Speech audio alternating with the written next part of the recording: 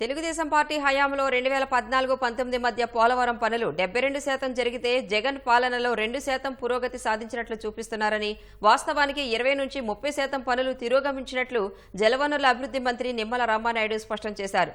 పోలవరాన్ని జగన్ ఏనాడూ పట్టించుకోలేదని విమర్శించారు. పోలవరం ప్రాజెక్టు పూర్తి చేసే బాధ్యత కేంద్రం చూసుకుంటామని చెప్పడంపై నిమ్మల సంతోషం వ్యక్తం చేశారు. సీఎం చంద్రబాబు కృషితోనే ఇది సాధ్యమైందన్నారు.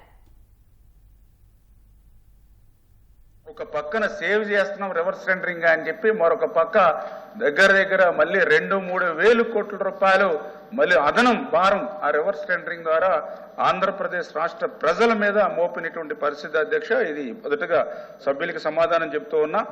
5 years లో మేము 11,762 కోట్లు ఖర్చు పెడితే లాస్ట్ గవర్నమెంట్ 4,167 కోట్లు మాత్రమే ఖర్చు పెట్టింది.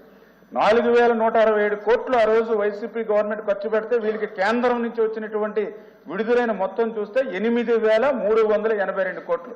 అంటే 14-19లో తెలుగుదేశం ప్రభుత్వం చేసినటువంటి పనులకు సంబంధించినటువంటి డబ్బులు కూడా నెక్స్ట్ గవర్నమెంట్ 19-24 వీళ్ళకి రావడం జరిగింది. ఇట్లా కేంద్రం నుంచి అంటే ఖర్చు పెట్టినటువంటి దానికంటే కూడా అదనంగా కేంద్రం నుంచి పాత రీఎంబర్స్మెంట్ వచ్చినప్పటికీ ఆ అమౌంట్ ని పోలవరంలో కూడా ఖర్చు పెట్టకుండా మళ్ళీ అట్లా 3,385 కోట్లు మళ్ళీ డైవర్ట్ చేసేసినటువంటి పరిస్థితి దుస్థితి అధ్యక్ష.